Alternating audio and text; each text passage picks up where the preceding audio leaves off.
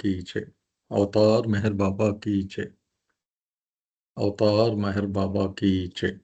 Beloved God, help us all to love you more and more and more and more and still at more till we become worthy of union with you, and help us all to hold fast to Baba's Daman till the very end.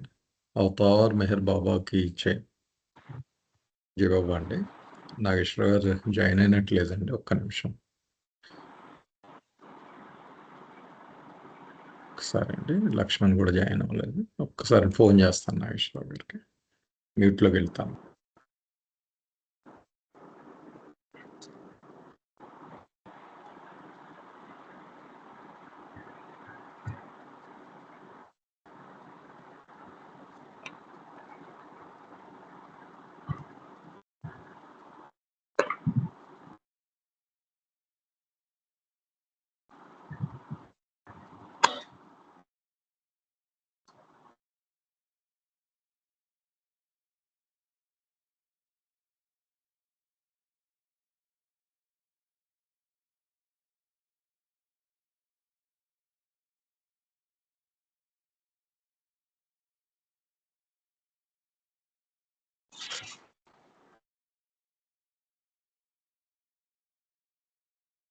జై బాబు sir. జై బాబు Nageswara. Join అయ్యారండి. మ్యూట్లో ఉన్నట్టున్నారు sir. జై బాబా, జై బాబా, జై బాబా. అదే మీకు ఫోన్ చేద్దాం ట్రై చేస్తానండి. ఓకే. ఇది వాళ్ళ కొత్త ఇల్లు కదండి, ఇవన్నీ ఇంకా సామాన్లు ఏమి సర్దుకోవడంలో ఉన్నారు. బెంగళూరు వచ్చేసారండి మీరు? వచ్చేసానండి. Okay okay okay. జై బాబా సార్. అలాగే సార్. మొదలైనది నిన్న ఇక్కడ ఆపామండి. అలాగే అలాగే. సద్గురు గురించి అంతా అయిపోయింది, పూర్తి చేస్తాము. ఇక్కడి నుంచేమో అవతార్ గురించి చదువుకోవాలండి. Okay okay okay. చదవండి అమ్మా. జై బాబా అండి. జై బాబా అండి. In the case of the avatar, the story is quite different. నిన్న సద్గురు గురించి తెలుసుకున్నాం అండి. సద్గురు అంటే ఏంటి, దాన్ని మనం మానవులుగా మనం ఎలాగా అర్థం చేసుకుంటున్నాం, కానీ నిజమైన అర్థం ఏమిటి అన్నది నిన్న చదువుకున్నాం. ఇప్పుడు అవతార్ గురించి తెలుసుకుందాం అండి. అవతార్ విషయంలో ఈ స్టోరీయే డిఫరెంట్ గా, అంటే వేరేగా ఉంటుంది, ఈ కథ వేరేగా ఉంటుంది అంటున్నారు బాబా గారు. All the difference is contained in the fact that Sadguru means becoming. కిందకి స్క్రోల్ చేస్తారా? మీన్స్ మ్యాన్ బికమింగ్ అండి. Means man becoming God, while avatar means God becoming man. ముఖ్యమైన వ్యత్యాసం ఏమిటంటే సద్గురుకి అవతారుడికి, సద్గురుడు అంటే మనిషి అవతారు భగవంతుడిగా మారడం అని చెప్పుకున్నాం. అలాగే అవతారుడు అంటే భగవంతుడు మనిషిగా అవడం అన్నది. It is very difficult to grasp the entire meaning of the word Avatar. మనం ఇంత సులువుగా చెప్పుకున్నప్పటికీ అవతారుడు అంటే అర్థం చాలా చాలా ఉంది. దాన్ని అర్థం చేసుకోవడం మన తరం కాదు, చాలా కష్టం కూడా. For man kind it is easy and simple to declare that the avatar is God and that it means that God becomes man. మానవ జాతికి ఏంటంటే చాలా సులభంగా సునాయాసంగా అవతారుడు అంటే భగవంతుడు అని చెప్పడం, తర్వాత దాని అర్థం ఏమిటంటే భగవంతుడు మనిషి అవ్వడం అన్నది అని సునాయాసంగా చెప్పుకోవడం అన్నది తేలికైపోయింది. But this is not all the word avatar means or conveys. Baba గారు ఏమంటున్నారంటే ఇది కాదు, భగవంతుడు మనిషి అవ్వడం అన్నది మాత్రమే కాదు, అవతారుడికి వేరే అర్థం ఉంది అని చెప్తున్నారండి. ఇక్కడ ఆపమంటారా సార్? కంటిన్యూ చేయరా?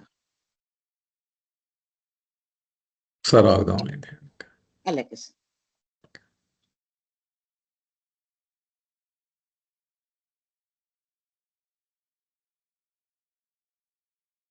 మీరు ఒక్కసారి సమాప్తి చేయండి సార్ నాగేశ్వర్, తర్వాత కంటిన్యూ. నా స్క్రీన్ ఏమన్నా స్టాప్ అయిందండి మధ్యలో షేరింగ్? స్టక్ చేయండి సార్. కొంచెం సేపు స్టాప్ ఆగండి అవుతోందండి, స్టాప్ అవుతోంది రాజుగారు. లేదండి, డిస్కనెక్ట్ అయిపోయింది, మళ్ళీ లాగిన్ అయ్యాను, అందుకే అడుగుతున్నాను. Okay okay okay. మీరందరూ డిస్కనెక్ట్ అయితే అయిపోలేదు కదా అదే. మేము అవ్వలేదు లేదు సార్. సార్, మేము అవ్వలేదు.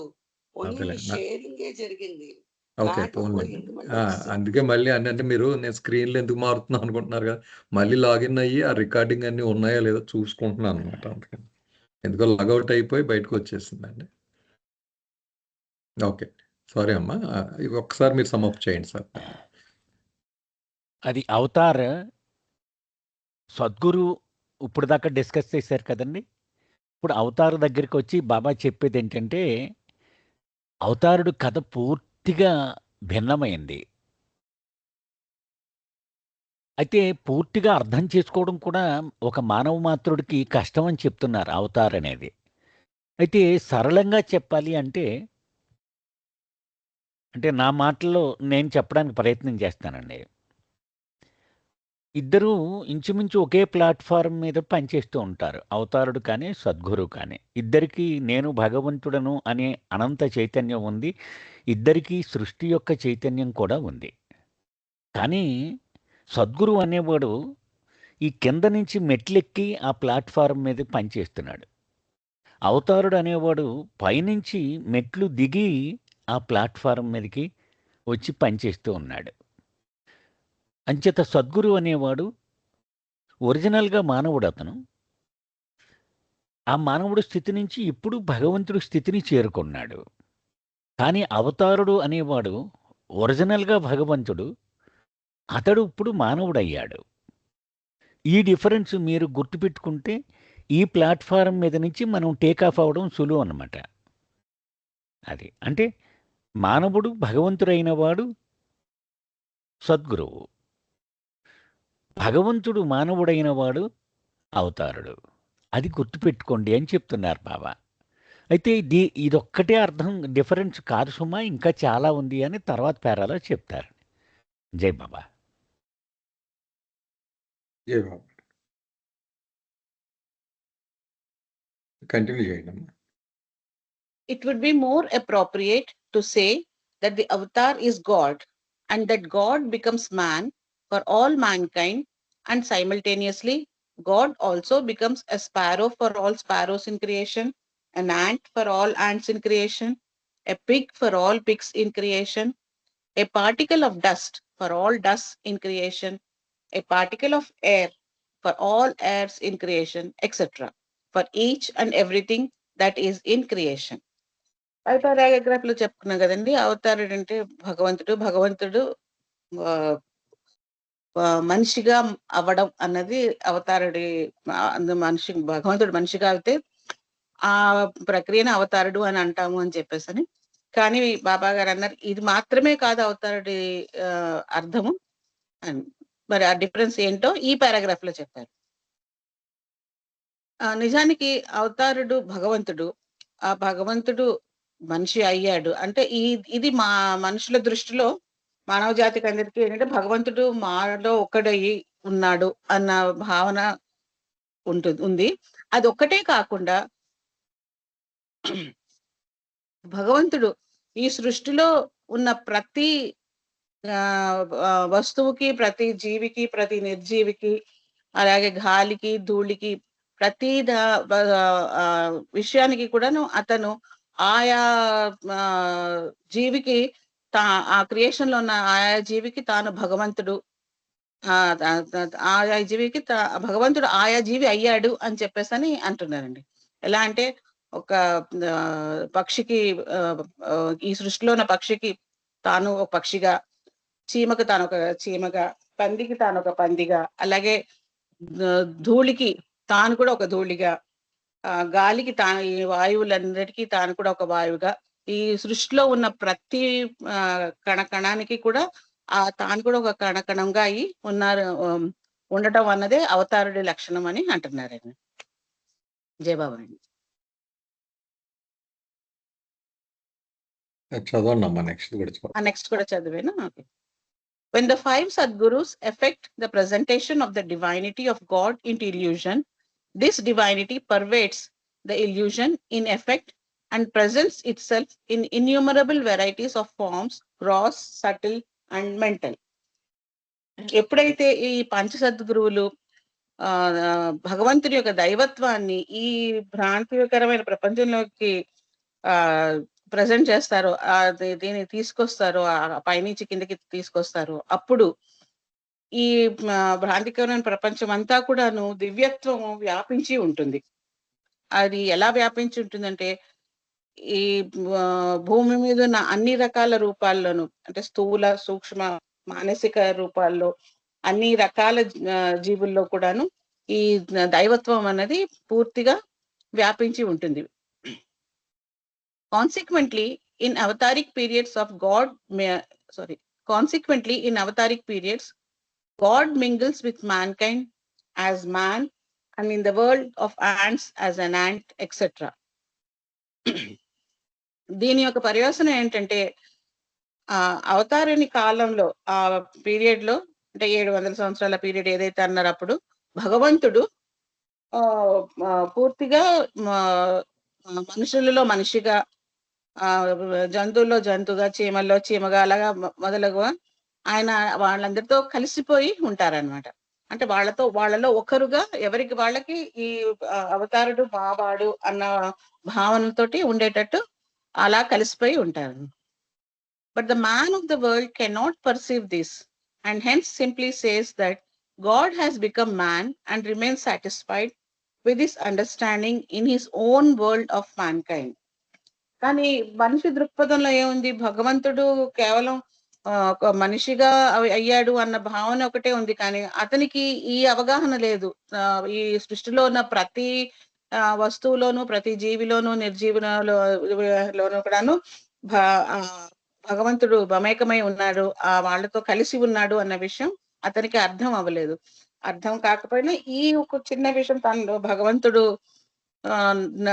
మాలో ఒక్కడు అన్న భావనతోటే సంతృప్తి చెంది ఆ అర్థమే పరమార్థం అని అనుకుంటూ ఉన్నారనమాట.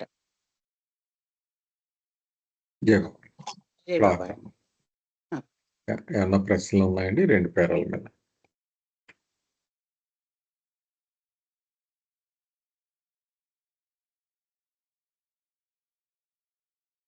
ఓకే, మీరు సమప్ చేయండి సార్.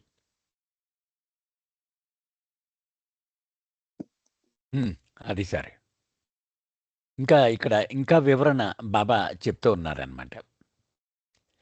అంటే భగవంతుడు మానవుడైపోయాడు అని చెప్పుకున్నాం, కానీ బాబా అంటున్నారు అవతారుడు యొక్క పరిధి ఒక్క మానవాళికి మాత్రమే పరిమితమై ఉండదు, సమస్త ఆత్మలన్నింటికి కవర్ అయి ఉంటుంది. మానవులలో ఒక ప్రేమపూర్వకమైన, అందరినీ తన వైపు ఆకట్టుకోగల ఒక మానవుడిగా ఎలా అయితే అయిపోతాడో, పిచ్చుకలలో ఒక పిచ్చుక అయిపోతాడు. ఆ పిచ్చుకలన్నిటినీ తన వైపు ఆకట్టుకోగలడు అనమాట. చీమల్లో ఒక చీమ అయిపోతాడు, పందుల్లో ఒక పంది అయిపోతాడు, ధూళి కణాల్లో ఒక ధూళి కణం అయిపోతాడు. అది బాబా చెప్తున్నారు. అంటే ప్రతీదీ అయిపోతాడు ఆయన ఈ సృష్టిలో అని చెప్తున్నారు. ఇంకా ఈ 5 సద్గురువులు ఆ దివ్యత్వాన్ని కిందకి తీసుకొచ్చి అవతారుడుగా అవతరింపజేసినప్పుడు ఆ దివ్యత్వము ఈ భ్రాంతితో కూడిన ఈ విశ్వం అంతా కూడా వ్యాపించి, అంటే స్థూల ప్రపంచం, సూక్ష్మ ప్రపంచం, మానసిక ప్రపంచం మొత్తం అంతా కూడా వ్యాపిస్తూ ఉంటుంది. బాబా అంటున్నారు ఇంకా అవతారుడు మానవులలో మానవులుగా ఎలాగైతే కలిసిపోతాడో, అన్ని జీవరాశుల్లోనూ అన్ని నిర్జీవుల్లోనూ కూడా అలాగే ఒకటైపోయి కలిసిపోతాడు అని చెప్తున్నారు. అయితే మానవుడు ఈ సత్యాన్ని అర్థం చేసుకోలేక భగవంతుడు మానవుడిగా అవతరించాడు అని మాత్రమే అంటూ ఉంటాడు. అది బాబా చెప్తున్నారు. మనకి శ్యామ్ కెరావాలా ఉండేవాడు కదండి, బాబా సన్నిహితులలో ఒకడైనటువంటి శ్యామ్ కెరావాలా ఎప్పుడూ ఒక కథ చెప్తూ ఉండేవాడు అనమాట. అది కొంతమందికి తెలిసి ఉండొచ్చు, ఒకసారి మనవి చేస్తాను. బాబా మెహరాజాదులో ఉంటూ ఉండేవారు. ఏకాంతవాసంలో బాగా విశ్వ కార్యక్రమంలో మునిగిపోతూ ఉండేవారు. ముఖ్యంగా 1960 దశకంలో ఒకనాడు బాగా అలసిపోయి సాయంత్రం 4 ఎంతో అవుతుంది, నాకు ఏదో ఒక వినోదం కావాలి, బాగా అలసిపోయాను, ఎక్కడికన్నా వెళ్దాము అన్నారు. వినోదాన్ని కలిగించే కార్యక్రమాలు ఏమున్నాయని అడిగారు. అహ్మద్నగర్ పూనా రోడ్లో, అహ్మద్నగర్కి 10 కిలోమీటర్లు సుమారు దూరంలో ఛాస్ అని ఒక గ్రామం ఉంది, ఇప్పటికీ ఉంది అది. ఆ గ్రామంలో ఒక సర్కస్ నడుస్తోంది బాబా అన్నారు. అయితే పదండి సర్కస్కి పోదామన్నారు అని బయలుదేరారు సర్కస్కి, మండలి వాళ్ళు కూడా పెట్టుకొని. అయితే ఆ సర్కస్ ఆ గ్రామంలో వచ్చి అప్పటికి ఒక వారం రోజుల లోపలే అయింది. సాధారణంగా ఊరి సర్పంచి సర్వ హక్కులు ఉంటాయి. ఆ సర్కస్‌ని అక్కడ ఉంచాలన్నా, పొమ్మనాలన్నా, ఎన్నాళ్ళు ఉండాలన్నా అతని హక్కులే అతనికే అధికారం ఉంటుంది. అంచేత అతన్ని ఇన్వైట్ చేస్తూ ఉన్నాడు సర్కస్ యజమాని. ఆ వారం రోజులుగా ఒకసారి రండి మీరు సరదాగా సర్కస్ చూడండి అని. అతను ఆ రోజు వస్తానని అన్నాడు. అయితే ఈ సర్కస్‌లో అతను వచ్చినప్పుడు ఏదో ఒక ఫీట్ చేయించాలి కదా జంతువులతో అని పెద్ద ఏనుగు ఉంది ఆ సర్కస్ యజమానికి. ఒక వీఐపీ చైర్ ఒకటి వేసి ఆ చైర్‌లో అతను కూర్చోబెడదాం. అతను రాగానే ఈ ఏనుగుతోటి దండ వేయిద్దాం, పూలదండ అని ఏనుగుకి తర్ఫీదిచ్చాడు. దానికో పెద్ద పూలదండ ఇచ్చి అందులో కూర్చున్న వ్యక్తికి దండ వేసేలాగా. సరే బాబా వెళ్ళి ఆ ముందు వరుసల్లో కూర్చున్నారు. అంటే ఒక ప్లాట్‌ఫార్మ్ ఉంటది. ఆ ప్లాట్‌ఫార్మ్ దిగిన తర్వాత ప్రేక్షకులు కూర్చుంటారు. అందులో తొలి వరుసల్లో బాబా కూర్చున్నారు మండలి వాళ్ళతో పాటు. సరే సర్పంచ్ వచ్చాడు. ఆయన్ని స్టేజ్ మీదకి పిలిచారు. ఆయనకి దండ వేయాలి. ఏనుగుకి దండ ఇచ్చాడు. ఆ దండ పట్టుకున్న ఏనుగు బాబాని చూసింది. చూసి ఆ సర్పంచ్ కాకుండా ఆ వేదిక దిగి వచ్చి బాబా మెడలో దండ వేసింది. అంటే ఈ కథ సారం ఏంటంటే, ఆ ఏనుగులకు కూడా ఆయన ఒక ఆకర్షణీయమైన ఒక ఏనుగులాగే కనిపిస్తాడు అని నేను అర్థం చేసుకుంటున్నానండి. అంటే ఇక్కడ బాబా చెప్తున్నది అది. ఆ ఏనుగుల్లో ఆయన కూడా ఒక ఏనుగుకు కూడా ఒక ఆకట్టుకునేటువంటి ఏనుగుగా అయిపోతాడనమాట. కనిపిస్తాడనమాట. అది ఇక్కడ మనం నాకు అర్థమైన విషయం అండి. ఇంకా బాబా ఎక్స్‌ప్లెయిన్ చేస్తున్నారు తర్వాత పేరాల్లో.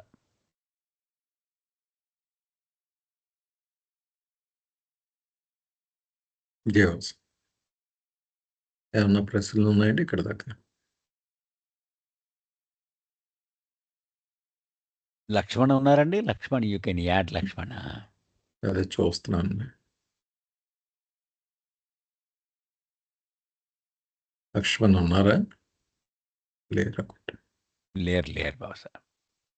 సరే జయబాబు అండి, ఈ అవతారిక్ పీరియడ్స్ అంటే ఓన్లీ ఇలాగ అయిపోవడం అనేది ఓన్లీ బాడీలో ఉన్నంతసేపలా, లేకపోతే నెక్స్ట్ అవతార్ 700 వచ్చే వరకు ఉంటుందండి ఇలాగా?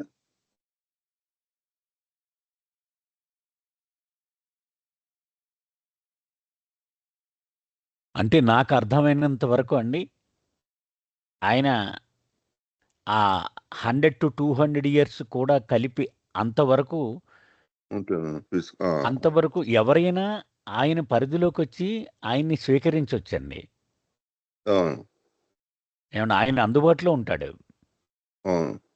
అయితే ఆయన ఒకసారి ఆయన పాదాల మీద శిరస్సు పెట్టి ఆయన్ని ఆరాధించడం ప్రారంభించి ఆయనకి అంకితమైనటువంటి వాళ్ళ యొక్క బాధ్యత ఆయన శరీరం వదిలేసిన తర్వాత కూడా ఆయనే కంటిన్యూ చేస్తాడండి నాకు అర్థమైనంత వరకు. ఎందుకంటే మై వర్క్ ఈజ్ 100% ఫినిష్డ్ అంటే ఆయన వర్క్ ఏంటి? వచ్చినోడికి ఆశీర్వదించి చాక్లెట్ ఇవ్వడం ఒకటే కాదు కదా. అవును. వాడు చిట్ట చివరి వరకు వాడు గమ్యం వరకు వాడి బాధ్యత ఆయనే ఏర్పాట్లు చేసేసి ఉండాలి కదా. అదే కదా ఆయన వర్క్. అవును. అది నాకు అర్థమైంది. అది సరే. జై బాబా. జై బాబా. జై బాబా సార్. ఉన్నాయండి ఏమన్నా ప్రశ్నలు?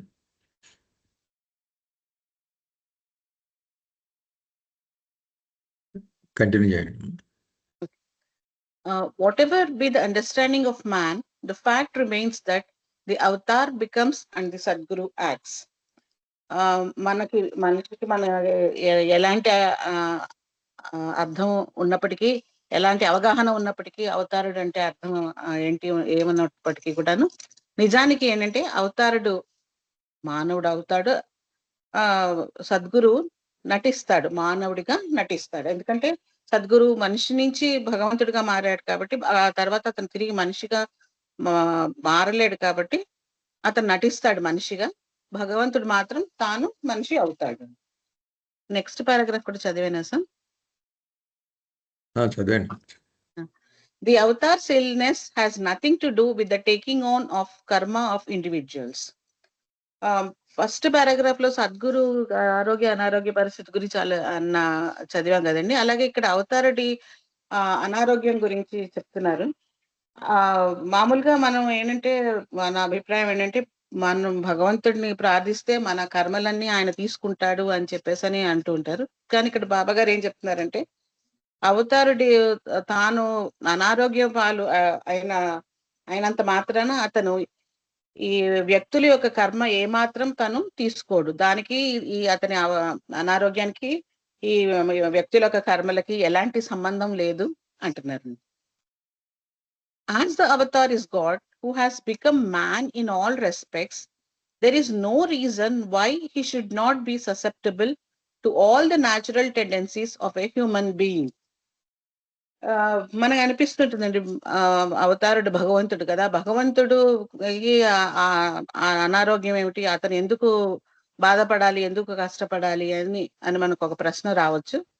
దానికి సమాధానంగా బాబా గారు ఏమంటున్నారంటే అవతారుడు భగవంతుడు, అతను మనిషి అయ్యాడు, అన్ని విధాల మనిషి అయ్యాడు కాబట్టి అతనికి మనిషి యొక్క లక్షణాలు అన్నీ ఉన్నాయి. అలాంటప్పుడు అతను మానవులకి కలిగే ఈతి బాధలు, శారీరక బాధలు ఎందుకు అవతారుడికి ఉండకూడదు? అలా ఉండడానికి ఎలాంటి ఇది డిఫరెన్స్ ససెప్టబుల్ అంటే it should not be susceptible to all అంటే అలాగా ఉండకూడదని ఎలాగా ఏమీ లేదు అని చెప్పేసి అని అంటున్నారు. After all God has become man and he is man indeed.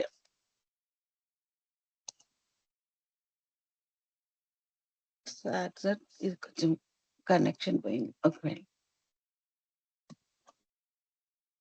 After all God has become man and he is man indeed. నిజానికి భగవంతుడు మనిషి అయ్యాడు కాబట్టి అతను మనిషే, మానవుడే. తప్పనిసరిగా అతను ఈ మనిషి ఎలాగా ప్రవర్తిస్తుంటాడో అలాగే ప్రవర్తించాలి అంటున్నాడు. But although the avatar actually becomes ill as a man who falls ill, it must be remembered that he also has simultaneously the background of his infinite power, knowledge and bliss. ఇక్కడ బాబా గారు ఏమంటున్నారంటే అండి, అవతారుడు నిజానికి అనారోగ్యం మనిషిలాగే అనారోగ్యం పాలైనప్పటికీ మనం ఒకటి గుర్తుపెట్టుకోవాల్సింది ఏంటంటే అతను భగవంతుడు కాబట్టి అతనికి అనంత శక్తి, అనంత జ్ఞానము, అనంత ఆనందము ఉంటాయి. ఇవి ఇతను మానవుడిగా అయినంత మాత్రాన వీటి ఉనికిని అతను ఏం పోగొట్టుకోడు. అతనికి అంతర్లీనంగా అతని వెంటనే ఈ మూడు కూడాను, ఈ త్రిగుణాలు అతనితో పాటు ఉంటాయి. ఇవి సమసిపోవు. అవి మనిషిగా మారినంత మాత్రాన అవి ఏమి ఇతని దగ్గర లేవు అని అనుకోవడానికి లేదు. The avatar never takes on the karma of individual, but his godhood functions universally. అవతారుడు ఎప్పటికీ కూడాను ప్రత్యేక వ్యక్తుల యొక్క కర్మని అతను ఏ మాత్రం తన పైనకి తీసుకోడు. అంటే మనం ఈ పుట్టినందుకు మన కర్మ ఏంటుందో అది తప్పనిసరిగా ఈ జన్మలో మనం అనుభవిస్తూనే ఉండాలి. ఏ జన్మలో అయినా మన కర్మలు ఎలా ఉన్నాయో అలాగే మనం అనుభవిస్తూ ఉండాలి. అది ఆ అవతారుడు ఏమాత్రం ఆ కర్మలని తను తీసుకోడు అని అంటున్నారండి. కానీ అతని దైవత్వం మాత్రము విశ్వవ్యాప్తంగా పనిచేస్తూనే ఉంటుంది. ఎల్లవేళలా ఎప్పుడు కూడాను విశ్వవ్యాప్తంగా అది పనిచేస్తూనే ఉంటుంది. జై బాబా అండి. జై బాబా.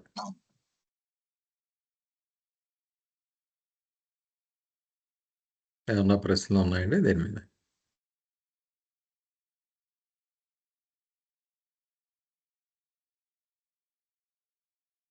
సార్ నాదే ఒక ప్రశ్న సార్. ఇప్పుడు బాబా గారు అన్నారు కదా, మనము బాబా పేరు తలుస్తా ఉంటే మన కష్టాలన్నీ తక్కువ అవుతాయి, మనం భరించగలము అంటారు. అంటే కష్టాలు అంటే ఇక్కడ కర్మలే కదా, మరి అది తీసుకోవట్లేదు అని అంటున్నారు ఏంటి ఇక్కడ?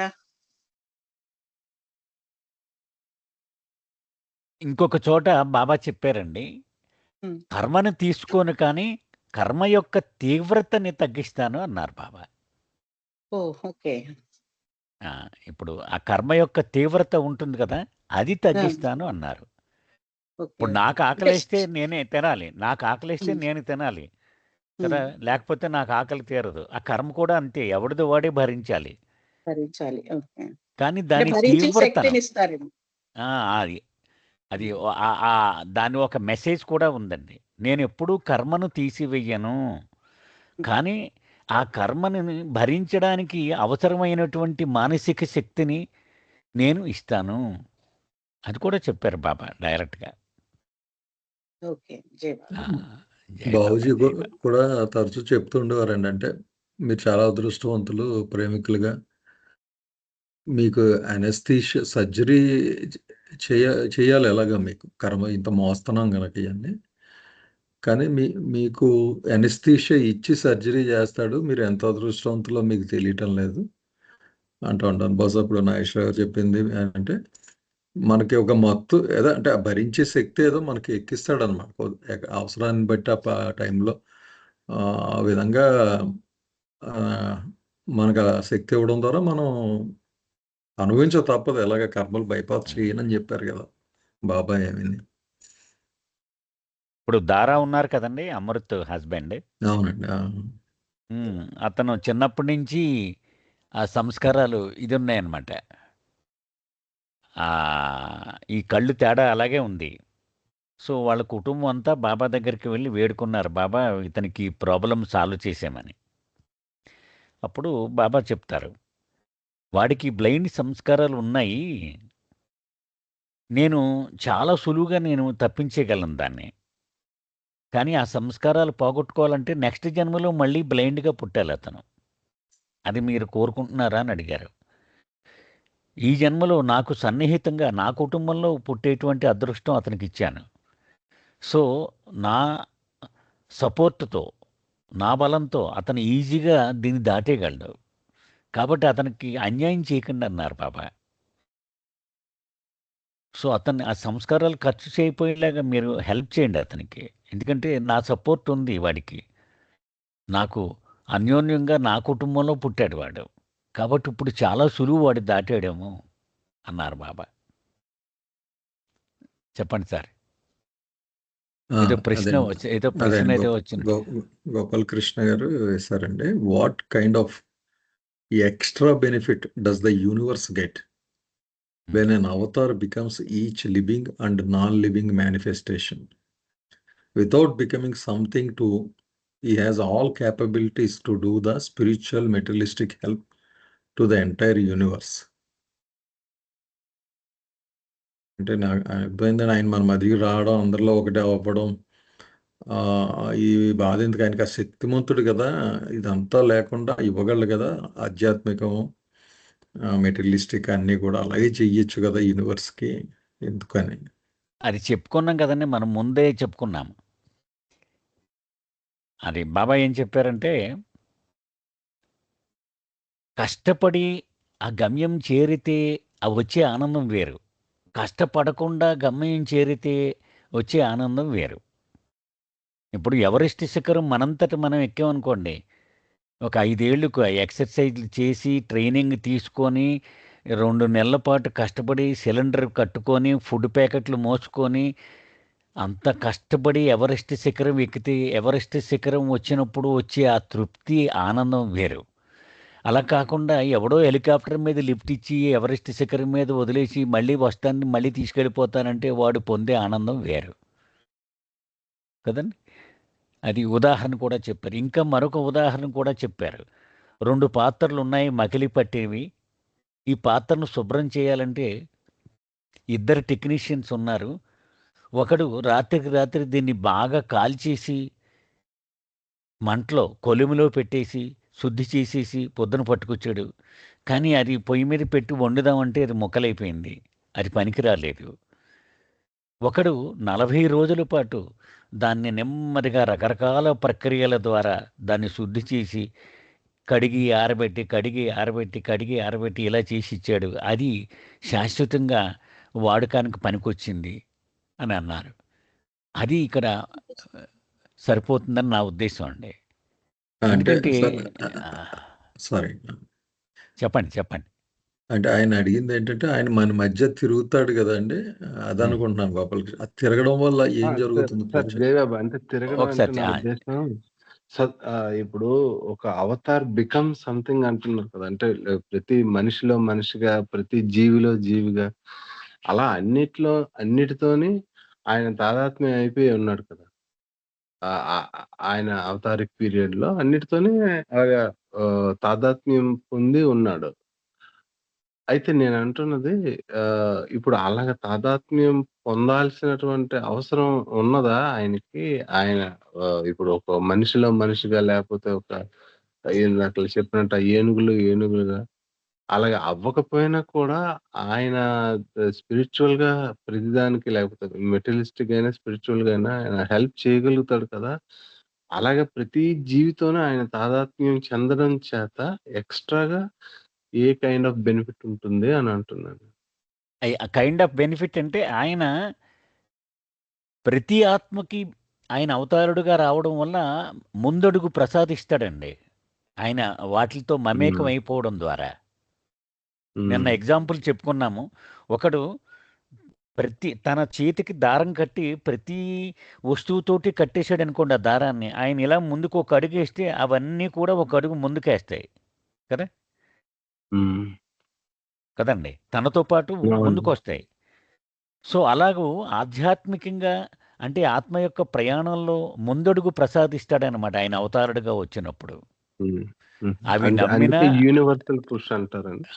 యూనివర్సల్ పుష్ అంటాడు కదా, ఆ ముందుకు నెడతాడనమాట. ఎందుకని తన అందరితోటి కట్టేసుకున్నాడు కాబట్టి ఇలా ఒకసారి చేయి కరిపితే ఇవన్నీ కదులుతాయి ముందుకి కదండి. అది బెనిఫిట్ అని నేను అనుకుంటున్నాను సార్. ఎందుకంటే ఆయన తండ్రి కాబట్టి ఆయన వచ్చినప్పుడు తన బిడ్డలైన ప్రతి ఆత్మకి ఆయన అందుబాటులోకి వస్తాడు, రావాలి కదా. అవునండి, అవును. అదే ఫాదర్ రోల్ అనేది చాలా క్రూషియల్ అండి. అది ఆయన ఓనర్ ఆఫ్ ది యూనివర్స్ అనమాట. సో ఆయనకి సద్గురువులకి చాలా తేడా ఉంటుంది అనమాట. వీళ్ళంతా just for the time being care takers వాళ్ళు. బట్ ఈయన ఓనర్. ఆయన ఒక కథ బాబూజీ చెప్పింది నేను ఎప్పుడు చెప్తూ ఉంటానండి. ఇది ఇక్కడ అప్రస్తుతం కాకపోతే మళ్ళీ చెప్తాను. అది ఒక మల్టీ మిలియనీర్ ఉంటాడన్నమాట, అంబానీ లాంటి వాడు. వాడు ఎక్కడో ఉంటాడు, వాడు వ్యాపారం ఢిల్లీలో ఉండి మొత్తం బొంబాయిలో ఉండి వ్యాపారం చేస్తూ ఉంటాడు. కానీ వాడికి ఒక 10 ఏళ్ళ కొడుకు ఉంటాడు. ఈ కొడుకుని తన ఊళ్ళోనే పెట్టి చదివిస్తాడనమాట. తనకు 5 ఫ్రెండ్స్ ఉంటారు, 5 టీచర్లు. ఆ 5 టీచర్లకి బాధ్యత అప్పగిస్తాడనమాట. అప్పగించి ఈయన ఏడాదికి ఒకసారి కొడుకుని చూడడానికి రాగలడు ఆయన వ్యాపారాల వల్ల కదా. కానీ ఇతను ప్రతిరోజు కూడా సాయంత్రం రాత్రి పడుకునే ముందు కొడుకు గురించి వాకప్ చేస్తాడు. ఈ 5 ఎలా ఉన్నాడు మావాడు, బాగా చదువుతున్నాడా, డబ్బు గురించి వర్రీ అవ్వకండి మీరు, ఎంత డబ్బనే ఖర్చు పెట్టండి, వాడు బాగుండాలి, వాడు హాయిగా ఉండాలి అని. ఈ 5 చూస్తూ ఉంటారు. ఈ కుర్రాడితోటి 5 హ్యాండిల్ చేస్తూ ఉంటారు. సరే ఈ ఏడాదికి ఒకసారి వస్తూ ఉంటాడు, ఫోన్ చేస్తాడు, ఈసారి నేను 10 రోజుల్లో వస్తున్నాను నేనని. ఈ 5 కుర్రాడికి చెప్తారు మీ నాన్న వస్తున్నాడని. ఈ ఏడాదికి ఒకసారి వచ్చే నాన్నని వాడు గుర్తుపట్టలేడు. మా నాన్న ఎవరు వాడు అంటాడు. మీకు అన్నీ సమకూర్చేది మీ నాన్నే అని చెప్తారు వీళ్ళు. సరే వస్తాడు నాన్న, వచ్చి ఆప్యాయంగా కౌగిలించుకొని కళ్ళ నీళ్లు పెట్టుకొని ముద్దు చేస్తాడు. వీడు పాపం ఆశ్చర్యపోతాడు, ఎవరితను నా మీద ఇంత ప్రేమ కురిపించేస్తున్నాడు, మీ నాన్నని నేను అని చెప్తాడు. నాన్న అంటే మరి రుజువులు ఏమన్నా ఉన్నాయా అని అడుగుతాడు. అప్పుడు బాబా చెప్తారనమాట, ఆ వచ్చిన వాడు అవతారుడు, వీళ్ళు 5 సద్గురువులు. రుజువులు అడిగితే ఎంత బాధగా ఉంటుంది. అతనికి అన్నీ ఉన్నాయి, అతనికి ఏదీ కరువు లేదు కదా. హీఈజ్ ఎవ్రీథింగ్, భగవంతుడు సాక్షాత్తు. కానీ తన సొంత బిడ్డ తన రుజువులు అడిగితే అది ఎంత బాధ కలుగుద్ది అతను గుర్తుపట్టకపోతే. అదే నా యూనివర్సల్ సఫరింగ్ అని బాబా చెప్పేవారట. అంటే ఎవడిని ఉద్ధరించడానికైతే నేను వచ్చాను, వాడే నువ్వెవడు అని అడుగుతాడనమాట. గుర్తించలేక పరిస్థితిలో ఉంటాడు. అది. సో, ఇతను గుర్తించే వరకు ఇక్కడ ఉండిపోలేడు కదా! అతని వ్యాపకాలు అంత పెద్ద స్థాయిలో ఉంటాయి. కాబట్టి 2 రోజులు ఉన్నాడు, గుర్తుపట్టలేదు, వెళ్ళిపోయాడు. ఈ కుర్రాడు నెక్స్ట్ వీక్ ఎప్పుడో బ్యాంక్‌కెళ్ళాడు డబ్బుల కోసం. బ్యాంక్‌కెళ్తే ఎంతుంది నా బ్యాలెన్స్ అన్నాడు. 1,01,000 అన్నాడు. లేదండి 1,000 ఉండాలి నాదన్నాడు. లేదు మొన్నెవరో ఒక పెద్దాయన వచ్చాడు. మీ నాన్నట అతను. నువ్వు గుర్తుపట్టలేదట. అయినా సరే ఈ అకౌంట్‌లో డబ్బు వేసేసి నీకు ఏ లోటు రాకుండా వాడుకోవడానికి వీలుగా ఈ అకౌంట్‌లో వేసేసి వెళ్ళిపోయాడు అన్నాడు. అప్పుడు ఇతను గుర్తుపట్టి కళ్ళ నీళ్లు పెట్టుకున్నట్టు అయ్యయ్యో! అని. అది అవతారుడు రోల్ అనమాట అండి. ఆ సద్గురుకి, అవతారులకి ఆ రోల్ ఉంటదనమాట. సద్గురూస్ ఏంటంటే అవతారుడు ఎంతవరకు అతను ఇచ్చేస్తే దాన్ని వాళ్ళు హ్యాండిల్ చేస్తూ ఉంటారు. కానీ అవతారుడు మాత్రం అతను ఓనర్‌షిప్. ఆ తండ్రి పాత్ర అనమాట. జై బాబా సార్. జై బాబా సార్. జై బాబా.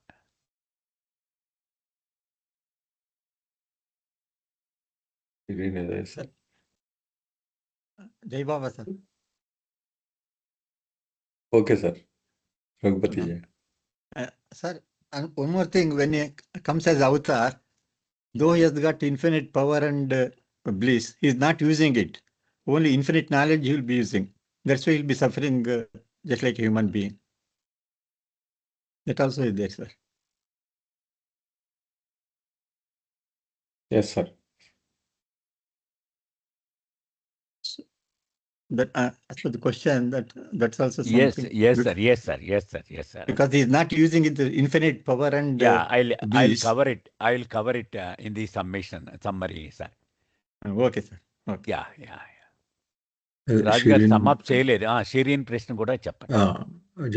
Elsewhere Baba states, the purpose of creation is not mere administration. It is rather conscious participation in the divine game. Also in God Speaks, Baba says, creation is the process through which infinite consciousness becomes consciously experienced.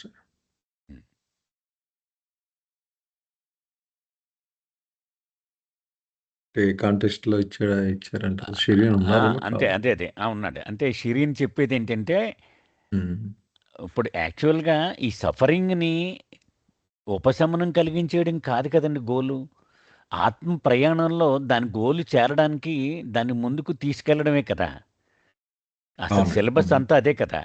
So అవతారుడు వచ్చినప్పుడు కూడా ఆ syllabus complete అయ్యేలాగా అతను help చేస్తాడు అతను కదా. So వాడు suffering పడుతూ ఉంటే వాడి సఫరింగ్ తగ్గించడానికి ట్రై చేస్తాడు, కానీ వాడిని పోన్లే ఇంక వద్దులే ఇంక నువ్వు ప్రయాణం చేయొద్దు అండ కదా. ఎందుకంటే ఈ క్రియేషన్ యొక్క పర్పసే ఆ గోల్ రీచ్ అవ్వడం కోసం హెల్ప్ చేయడానికి ఇట్ ఈస్ ఎన్ ఏరియా ఇదంతా కూడా కదండి. కాబట్టి వాడికి కష్టం వస్తే వాడికి ఉపశమనం కలిగించడానికి మందు రాస్తాడు తప్ప ఈ కష్టం తీసేసి నీకైతే వద్దులే తీసేద్దాంలే అని అండవు కదండి. It's a process through which infinite consciousness become consciously experienced. So ఆ గోల్ రీచ్ అవ్వడానికే హెల్ప్ చేస్తాడు అతను. సో వీడికి ఆ సంస్కారాలు ఉండిపోయి అంటే అవి ఖర్చు చేయడానికి వాడికి దోహదపడుతూనే ఉంటాడు ఆయన. కానీ పక్క నుండి మందు రాస్తూ ఉంటాడు తప్ప అయితే పోన్లే అని తీసేయడు. అవునండి కదండి. అంచేత అది తప్పదు. అది ఇప్పుడు డాక్టర్ సర్జరీ చేయాలంటే వాడు అరుస్తున్నాడని మధ్యలో మానేడు కదా సర్జరీ. అవునండి, పూర్తి చేయాలి కదా. ఇంకొక ఇద్దరిని పట్టుకుని గట్టిగా పట్టుకుని నిన్ను అంటాడు. అది. సో ఈ ఒక్కసారి ఈ సమ్మప్ కూడా చేసేసుకుందామండి.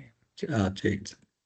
ఇక్కడ బాబా మేజర్ డిఫరెన్స్ అవతార్కి సద్గురుకి చెప్పేదంటే అవతార్ బికమ్స్, సద్గురు యాక్ట్స్. అది పెద్ద మేజర్ డిఫరెన్స్ అని. అది ఎప్పుడు కూడా మనం కూడా పెట్టుకుంటూనే ఉండాలి. అది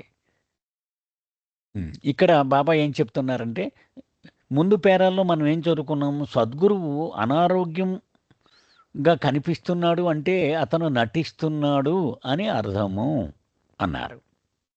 ఇప్పుడు రామకృష్ణ పరమహంస గొంతు క్యాన్సర్ వచ్చింది అని విన్నాము, కానీ అతనికి ఏమి రాలేదు, నటిస్తున్నాడు అంతే అని బాబా చెప్పారు.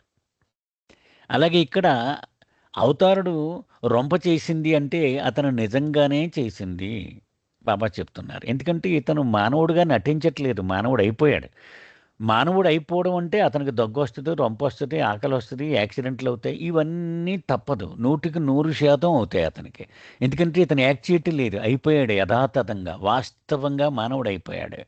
కాబట్టి మానవుడికి వచ్చేటువంటి అన్ని అవకాశాలు ఉన్నాయి, ఇతనికి అనారోగ్యం బారిన పడే అవకాశాలు. అది అందుకని బాబా తొలిసారి లండన్ వెళ్ళినప్పుడు మండలి వాళ్ళందరికీ ఊలు రగ్గులు ఇచ్చారు. బాబాకు ఒక పల్చటి కాటన్ వస్త్రం ఇచ్చారు పడుకోవడానికి, కప్పుకోవడానికి. అంటే వాళ్ళ ఉద్దేశం ఏంటి? దేవుడికి రొంపేమిటి, దేవుడికి చెలేమిటి అని. ఆ పొద్దున బాబా చెప్పారు, నా రాత్రంతా నిద్రలేక చచ్చాను, వీళ్ళంతా హాయిగా నాకు రొట్టు ముక్క పాలు ఇచ్చారు, వాళ్ళందరికీ బిర్యానీలు పెట్టారు, చలి తట్టుకోవడానికి అది బాగా ఉపయోగపడింది వాళ్ళకి, కానీ నాకు నిద్ర లేక చచ్చాను నేను అన్నారు. అంచేత అవతారుడుగా వచ్చినప్పుడు ఆయన 100% మానవుడు అయిపోతాడు, అందులో ఏమీ అనుమానం లేదు. మానవుడికున్న ఇబ్బందులన్నీ ఆయనకి ఉంటాయి. కానీ చివరి లైన్లో ఏం చెప్తున్నారంటే బాబా, ఒకటి మాత్రం మనం జ్ఞాపకం ఉంచుకోవాలి. ఆయనకి సదా భగవంతునికి ఉన్నటువంటి లక్షణ త్రయము, అనంత జ్ఞానము, అనంత శక్తి, అనంత ఆనందము, అవి ఆయన వెన్నంటే ఉంటాయి. ఆయన మానవుడిగా ఇన్ని కష్టాలకి గురవుతూ ఉన్నప్పటికీ కూడా ఆ 3 ఉంటాయి. అయితే బాబా మరొక చోట ఏం చెప్పారంటే, నేను అవతారుడిగా వచ్చినప్పుడు అనంత జ్ఞానమును మాత్రమే పూర్తిగా వినియోగిస్తాను అది అని బాబా చెప్పారక్కడ. అది గుర్తుపెట్టుకోవాలి మనము అని రఘుపతి గారు చెప్తూ ఉన్నారండి. అది ఈ చివరి పేరాలో ఖచ్చితంగా బాబా ఏం చెప్తున్నారంటే, వ్యక్తుల యొక్క కర్మను ఆయన తీసేసుకుని తన భుజం మీద వేసుకోడు అది అనేది. అది చెప్పుకుని డిస్కస్ చేసాం మనం. ఆ కర్మల యొక్క తీవ్రతను తగ్గించడానికి ఆయన సాయం చేశాడు తప్ప, కర్మ మాత్రం ఎవడికి వాడు భరించాల్సిందే. Yes sir. జై బాబా. జై సార్ ప్రతి అవతారంలో కూడా ఇన్ఫినైట్ నాలెడ్జ్ చూస్తారా సార్? అంతేనండి, ప్రతి అవతారంలోనూ కూడా ఓకే. అంతే. ఎందుకంటే ఆయన ప్రతి అవతారం అసలు ఎందుకు అవతారుడిగా వస్తాడు? మానవుడు పడుతున్నటువంటి ఈ శ్రమ, ఈ ప్రయాస తగ్గించడానికే కదా. కాబట్టి తనను తాను బలి ఇచ్చుకుంటాడు ఆయన, తన శరీరాన్ని బలి ఇచ్చుకొని మానవుడి ప్రయాణాన్ని సులభతరం చేయడానికే వస్తాడు ఆయన. కాబట్టి ఆయన నిస్సహాయతను అనుభవించాలి. నిస్సహాయతను అనుభవించాలంటే అనంత ఆనందము, అనంత శక్తి ఉంటే కుదరదు కదా. అంచేత 2 వాడను అని చెప్పారు బాబా. అనంత జ్ఞానమును మాత్రమే వాడతాను అన్నారు. జై బాబా.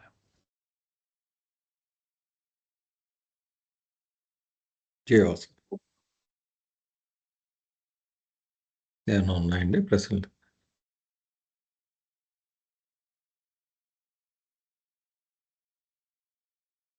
ఓకే, ఈ సెక్షన్ అయిపోయిందండి. నెక్స్ట్ది యాక్షన్ అండి. యాక్షన్. కళ్యాణ్ ఉన్నారా అండి?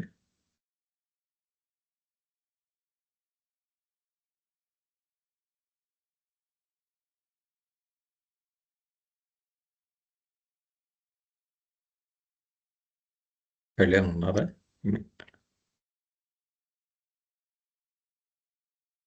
వినబట్లేదు కళ్యాణ్. మ్యూట్లో ఉన్నాడమ్మా, మ్యూట్లో. లేదు లేదు, అన్మ్యూట్ చేశారు. జయబాబా అండి కళ్యాణ్.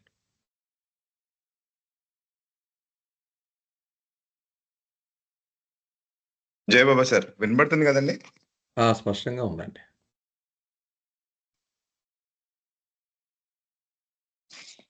మీ వాయిస్ రావట్లేదు సార్, ఒక్క నిమిషం. వినబట్లేదా కళ్యాణ్?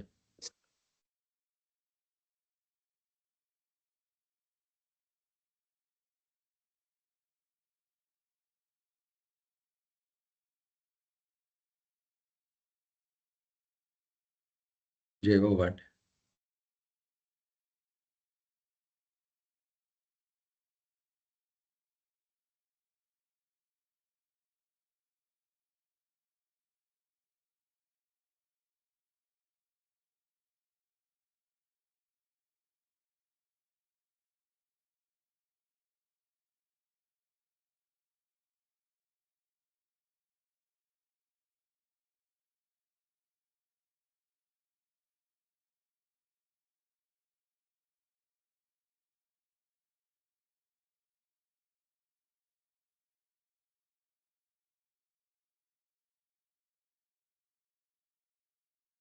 మళ్ళీ లాగిన్ అవుతున్నట్టున్నారండి.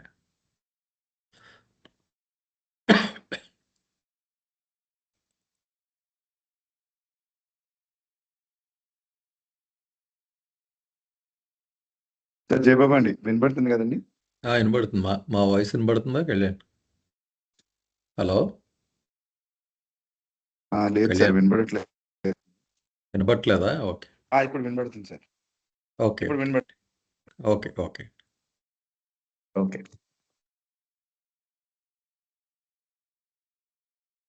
Action and inaction. అయితే ఇది మనం కాంటెక్స్ట్ తీసుకున్నట్టయితే మెయిన్ టెక్స్ట్ లో చాప్టర్ 8 ఇవల్యూషన్ ఆఫ్ కాన్షియస్ లోనే ఇందాక మనం సద్గురు మరియు అవతార్కి మధ్యలో ఉన్న ఆ డిఫరెన్సెస్, ఆ సిమిలారిటీ ఇదే కాంటెక్స్ట్ లో చెప్పడం జరిగిందండి. ఇదే చాప్టర్ లో మనం ఇందాక చెప్పుకున్న దాంట్లో ఫండమెంటల్ డిఫరెన్స్ అవతార్కి సద్గురుకి ఏంటి అంటే అనేక సార్లు చెప్పుకున్నాం. Sadguru behaves or acts, the avatar actually becomes. ప్రతి క్రియేషన్ లో ఉన్న ప్రతి ప్లేన్, ప్రతి లెవెల్ ఆఫ్ కాన్షియస్నెస్, ఆ లెవెల్ కి సద్గురు అవతార్ ఇద్దరు కూడా ఆ లెవెల్స్ లో పనిచేస్తారు. అయితే avatar actually becomes, Sadguru only behaves or acts. అయితే ఈ సెక్షన్ లో, ఈ 31 సెక్షన్ లో యాక్షన్ గురించి, ఆ యాక్ట్ అనే దాని గురించి, ఇన్యాక్షన్ గురించి అడ్రస్ చేయడం జరిగింది. సో దీన్ని ఈ చెప్పిన దాంట్లో కంటెంట్ ని దాన్ని రిలేట్ చేసుకోవడానికి ప్రయత్నిద్దాం. Action and inaction. యాక్షన్ అంటే సక్రియత, ఇన్యాక్షన్ నిష్క్రియత అంటే no action. In the beyond state of God there is unconscious inaction. ఈ సెక్షన్ లో నుండి రెండు విషయాల్ని అడ్రస్ చేస్తూ ఎక్స్ప్లెనేషన్ ఇవ్వడం జరిగింది. Different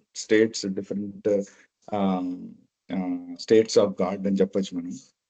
consciousness versus unconsciousness, action versus inaction. అందులో ఫస్ట్ పాయింట్ ఏమంటున్నారంటే బియాండ్ స్టేట్ ఆఫ్ గాడ్ అంటే ఇది అన్కాన్షియస్ స్టేట్, ట్రాంక్విల్ స్టేట్ అని మన అందరం, పర్ఫెక్ట్ ట్రాంక్విల్ స్టేట్ అనేది మన అందరం ఆల్రెడీ చదువుకున్నాం దీని గురించి. అయితే ఇందులో ఉన్నది ఏంటి అంటే బియాండ్ స్టేట్ ఆఫ్ గాడ్ లో అన్కాన్షియస్ ఇన్యాక్షన్ అంటే స్టేట్ ఏ రకంగా ఉంది అంటే అక్కడ కాన్షియస్నెస్ లేదు, అది యాక్షన్ పరంగా చూసినట్టయితే it is inactive. So unconscious inaction అన్నారు అక్కడ. In the state of God realisation there is conscious inaction. This is the state of perfection but not of the perfect master. అయితే ఇక్కడ కాన్షియస్నెస్ ని unconsciousness, conscious or unconscious state ని మనం ఏ రకంగా తీసుకోవాలంటే conscious of reality, truth or God or not, right? So unconsciousness అంటే God state, beyond state అది అబ్సల్యూట్ స్టేట్, కానీ it's not, God is not conscious of reality. ఇక్కడ గాడ్ రియలైజేషన్ వచ్చిన తర్వాత వన్స్ ద జర్నీ కంప్లీట్స్, అక్కడ ఏంటి అంటే it's a state of perfection. అంటే రియలైజేషన్ ఆఫ్ ట్రూత్ అక్కడ జరిగిపోయింది, రియలైజేషన్ ఆఫ్ రియాలిటీ జరిగిపోయింది. బట్ అగైన్ ఇన్యాక్షన్ అంటున్నారు అక్కడ. దానికి ఏ రకంగా మనం అర్థం చేసుకోవచ్చు అంటే గాడ్ రియలైజ్ అయిన తర్వాత సంస్కారాస్ రోల్ ఇంకేం లేదు కదండి అక్కడ. There is no impression, there are no impressions. So action అనే ఈ కాంటెక్స్ట్ లో ఏదైతే బాండేజ్ కి సంబంధించిన విషయం ఏర్పడుతుందో, యాక్షన్ ద్వారా బాండేజ్ వస్తుంది, అది ఫర్దర్ గా మళ్ళీ బౌండ్ అవుతుంది. సో అది ఇక్కడ ఉండవలసిన అవసరం లేదు. సో ఇది స్టేట్ ఆఫ్ పర్ఫెక్షన్ అంటున్నారు. బట్ ఇంపార్టెంట్ డిఫరెన్స్ ఏంటి అంటే it is not of the perfect master. మళ్ళీ క్రియేషన్ కాన్షియస్ లోకి వచ్చిన మాస్టర్స్ ఎవరైతే ఉంటారో, క్రియేషన్ కాంటెక్స్ట్ లో వచ్చిన పర్ఫెక్ట్ మాస్టర్స్, వాటి గురించి చెప్పట్లేదు ఇక్కడ. Those alone who have realised God and only God consciousness and only God conscious, వాళ్ళ గురించి చెప్తున్నారు 1 and 2 లో. Third, in the intermediate state between 1 and 2, there is conscious action. Action promotes sanskaras, which are impressions. Sanskaras in turn breed more actions and create bindings. In this state, there is bondage. అయితే ఈ జర్నీలో unconscious inaction state నుంచి conscious inaction state మధ్యలో ఒక intermediate stage ఉంది. అదేంటి అంటే మనందరం ఉన్న స్టేట్ కాన్షియస్ యాక్షన్. అంటే ఏంటంటే ఇక్కడ మళ్ళీ ఈ కాన్షియస్ స్టేట్ మనం యాక్చువల్లీ కాన్షియస్ ఆఫ్ గాడ్ అని అనుకోలేదు. Consciousness of the level of creation we are in. అంటే ఇప్పుడు హ్యూమన్ ఫామ్ ఉంది అనుకోండి, మనకి హ్యూమన్ కాన్షియస్నెస్ ఏ ఉంది, రైట్? అలాగే ఒక డాగ్ ఉంది, డాగ్ కాన్షియస్నెస్. అయితే దాని ప్రకారం ఆ కాన్షియస్నెస్ ప్రకారం ఈ సంస్కారాల పరిధి, ఇంపాక్ట్ ఆఫ్ ఇంప్రెషన్స్ మన చుట్టుముట్టు మన అన్ని మన జీవనం అంతా కూడా, జీవితం అంతా కూడా మనం గడిపేది అంతా కూడా బౌండ్ బై సంస్కారాస్. సో ఆ సంస్కారాస్ వల్ల యాక్షన్ చేస్తాం, అది చేయడం ద్వారా ఫర్దర్ గా మరో బైండింగ్స్ క్రియేట్ అవుతాయి. సో ఇక్కడ యాక్షన్ అనేది బైండింగ్స్, బాండేజ్ తోటి ఇక్కడ లింక్ చేశారు. So this is stage 3. Stage 4 కి వచ్చేసరికి ఇన్ ద స్టేట్ ఆఫ్ మజూబ్ of the 7th plane there is unconscious action.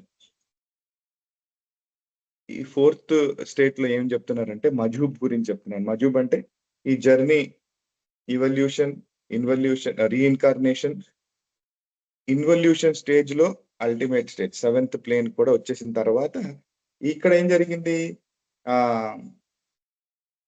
God consciousness వచ్చేసింది, కానీ ఇంకా హ్యూమన్ బాడీ ఉంది, హ్యూమన్ ఫామ్ ఉంది. సో గాడ్ కాన్షియస్నెస్ వచ్చేసిందంటే క్రియేషన్ కాన్షియస్నెస్ పోయింది, బట్ హ్యూమన్ ఫామ్ ఉంది కాబట్టి ఆ ఫామ్ ద్వారా యాక్షన్స్ చేయవలసి వస్తుంది అన్కాన్షియస్ గా. అంటే ఇక్కడ అన్కాన్షియస్ ఆఫ్ క్రియేషన్, ఈ aspect unconscious of creation, but body ఉంది కాబట్టి దేర్ ఆర్ యాక్షన్స్. ఆ స్టేట్ ఏ స్టేట్? మజూబ్ state, God intoxicated state, ultimate God intoxicated state. అది ఆ స్టేట్ గురించి మనం చెప్పుకుంటున్నాం ఇక్కడ 4th స్టేట్ లో. 5th state, in the state of perfect masters there is conscious active inaction. ఇది ఇక్కడ 3 టర్మ్స్ వచ్చాయి చూడండి. పర్ఫెక్ట్ మాస్టర్ స్టేట్ ఏంటి అంటే కాన్షియస్ యాక్టివ్ ఇన్యాక్షన్. కాన్షియస్నెస్ పరంగా చూసుకున్నట్టయితే గాడ్ కాన్షియస్నెస్ వచ్చేసింది. యాక్షన్ ఇన్యాక్షన్ ఉందా అంటే ఇక్కడ దెర్ ఇస్ ఇన్యాక్షన్, ఎందుకంటే ప్రైమరీగా సంస్కారాలు లేవు కాబట్టి దెర్ ఇస్ నో బాండేజ్. కానీ ఇట్ ఈస్ యాక్టివ్ ఇన్యాక్షన్ అంటున్నారు. అంటే ఏంటంటే they are fully aware why they are inactive or why there is inaction. అది ఫర్దర్ గా ఏంటో ఇక్కడ ఎక్స్ప్లెయిన్ చేస్తారండి. Perfect masters are free from sanskaras, they have no impression. ఒకసారి ఆగుదాం అండి అక్కడ. ఓకే సార్, అది కొంచెం అంటే వర్డ్స్ మళ్ళీ అందరికి అర్థం చేయలేదు. అలాగే అంటే 5th కూడా అయిపోయిన తర్వాత బ్రేక్ చేద్దాం అనుకున్నా సార్. ఇక్కడ పాజ్ చేసుకుని మళ్ళీ రెజ్యూమ్ అవుదాం. ఇది ఓకే, అది 5thదేనా? అది కిందదే చదివేయండి అయితే. సారీ, నేను ఇంకా వేరే పేరు. ఓకే, అదే perfect masters are free of sanskaras, they have no impressions. Very clear అండి. ఇక్కడ సంస్కారాలు పర్ఫెక్ట్ మాస్టర్స్ అంటే ఆ జర్నీ పూర్తి చేసి మళ్ళీ గాడ్ కాన్షియస్నెస్ పొంది మళ్ళీ క్రియేషన్ కాన్షియస్నెస్, హ్యూమన్ కాన్షియస్నెస్ కి తిరిగి వచ్చినారు. దే హ్యావ్ నో ఇంప్రెషన్స్, వాళ్ళకి ఎటువంటి బైండింగ్స్, ఇంప్రెషన్స్ కానీ లేవు. As such there cannot be room for actions for their own. So స్వతహాగా వాళ్ళకి యాక్షన్స్ తో పని లేనే లేదు. Their lives of inaction, their lives are of inaction but made active because of prevailing environmental circumstances. అయితే వాళ్ళు ప్రైమరీగా వాళ్ళతో యాక్షన్ తో పనే లేదు. So life of inaction, but creation లో ఉన్నారు, క్రియేషన్ లో ఒక పని మీద వచ్చారు కాబట్టి ఆ పని, ఆ ఎన్వైరన్మెంట్ క్రియేషన్ లో ఉన్న ఏదైతే సర్కమ్స్టెన్సెస్ ఉన్నాయో దానికి తగ్గట్టు వారి యాక్షన్స్ ఉంటాయి. Actions of perfect masters are prompted by the environment, by whatever atmosphere prevails then. అయితే ఆ సమయంలో ఆ కాలానుకూలంగా ఆ ఎన్వైరన్మెంట్ ప్రకారం వాళ్ళ యాక్షన్స్ ఉంటాయి. అందుకే దాన్ని యాక్టివ్ ఇన్ యాక్షన్ అన్నారు. అది ఇక్కడండి. అది తర్వాత ఎగ్జాంపుల్స్ ద్వారా అది ఎనాలజీ ఎగ్జాంపుల్స్ ద్వారా, ఉదాహరణల ద్వారా ఎక్స్ప్లెయిన్ చేయడం జరిగింది. దానికి ముందు ఏమైనా ప్రశ్నలు కానీ డిస్కషన్ కానీ సమ్మరైజ్ చేసుకుందాం. జై బాబా అండి.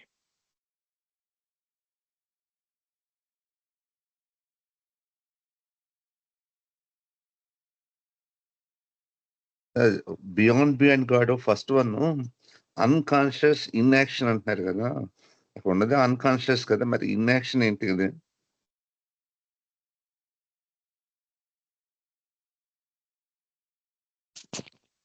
సారీ మళ్ళీ అడగండి సార్. సరే, ఫస్ట్ వన్ బియాండ్ స్టేట్ లో అన్కాన్షియస్ ఇన్యాక్షన్ అంటున్నారు కదా, అన్కాన్షియస్ ద వర్డ్ ఇన్యాక్షన్ కింద కదా అంటున్నా. మరి ఇన్యాక్షన్ అంటే కాదు సార్.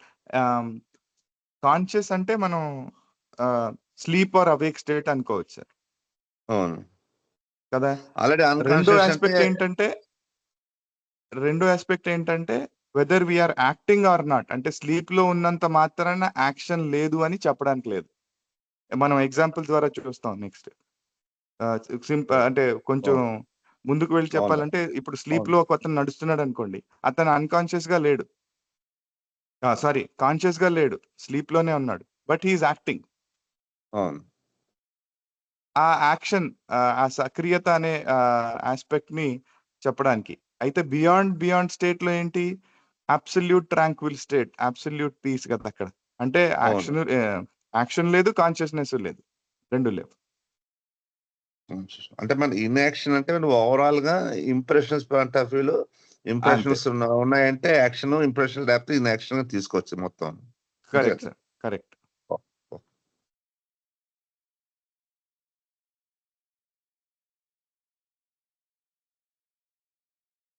ఉన్నాయండి. ఇప్పుడు మజూబ్ ఉంది కదా, అంటే ఎగ్జాంపుల్స్ చూస్తేనే క్లారిటీ వస్తుంది. అవునండి రాజుగారు. Okay sir. యాక్చువల్గా మజూబు యాక్షన్ అన్నాడు, నా ఉద్దేశంలో ఇన్యాక్షన్ అని అనిపించింది. అది అన్కాన్షియసే కానీ యాక్ట్ చేస్తున్నాడు కదా. అదే ఇంకా బాడీతో ఉన్నారు కదండి సృష్టిలో, అందుకని అలా చెప్తున్నారు. అదే అతను కదులుతూ ఉంటాడు కదా, జస్ట్ లైక్ స్లీప్ లో, నిద్రలో నడిచే అలవాటు ఉన్నట్టుగా. అంతే. బట్ సద్గురుకు వచ్చేటప్పటికి అతని టోటల్ ఇన్యాక్షనే అన్నారు. ఎందుకంటే ఫ్రీ ఆఫ్ సంస్కారాస్ అని అనుకుంటాం. మజూబు కూడా ఫ్రీ ఆఫ్ సంస్కారాసే కదా. అది ఏదో సద్గురు జయబాబు సార్, సద్గురు ఏదో యాక్ట్ చేస్తారంటున్నారు కదా, మరి ఇన్యాక్షన్ అంటే ఎలాగ అక్కడ? అదే అడుగుతున్నారు. యాక్టివ్ ఇన్యాక్షన్ అన్నారండి. Conscious active inaction. వాళ్ళు బైండింగ్స్ తో కూడుకున్న, అంటే మనం మామూలుగా మనం యాక్ట్ చేస్తామంటే ఏంటి, ఏదో ఉద్దేశం ఉంది మనకి, for our self or for some other intent. కానీ సద్గురుకి ఏమంటున్నారు, యాక్షన్ ఉంది కానీ దాన్ని సంస్కారాలతోటి, బాండేజ్ తోటి ఏమి లింక్ లేదు. సో యాక్చువల్ గా ప్రైమరీగా ఇన్యాక్షనే, but since they are there in creation and they are there for certain purpose, ఆ ఎన్వైరన్మెంట్ ప్రకారం, ఎన్వైరన్మెంట్ లో ఉండి వాళ్ళ యాక్ట్స్ ఆ రకంగా జరుగుతాయి. So it is active in action అన్నారు. చేస్తారు కానీ యాక్షన్ చేస్తారు కానీ నటించడం అన్నారు. అందుకే అది యాక్చువల్ గా యాక్ట్ కాదు కానీ నటించడం అన్నారు అంతే. అయితే ఇక్కడండి జీవన్ గారు ఒక్క పాయింట్, ఇందులో పర్ఫెక్ట్ మాస్టర్స్ గురించే చెప్పారు. అయితే ఇది ఏ రకంగా మనం పర్ఫెక్ట్ మాస్టర్స్ అవతార్స్ కి ఇచ్చిన ఎక్స్ప్లెనేషన్ లో మెయిన్ టెక్స్ట్ ఎక్కడి నుంచి అయితే ఈ రిఫరెన్స్ చేయడం జరిగిందో అక్కడ నాకు ఇంకా అంత క్లియర్ గా లేదండి, ఏ రకంగా మనం లింక్ చేసుకోవాలో అది ఒక్కసారి డిస్కస్ చేసుకుందాం. ఓకే జై బాబా. జై బాబా.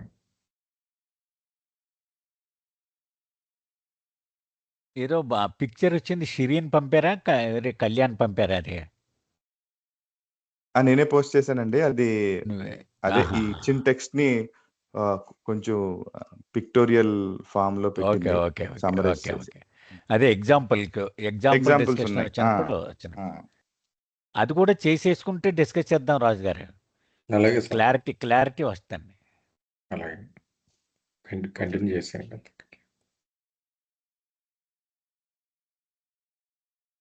కళ్యాణ్. అలాగే ఎగ్జాంపుల్స్ అయితే మనం ఇందాక డిస్కస్ చేసిన 5 పాయింట్స్ కి ఇక్కడ ఉదాహరణలు చెప్తున్నారండి. Beyond state of God. The beyond state of God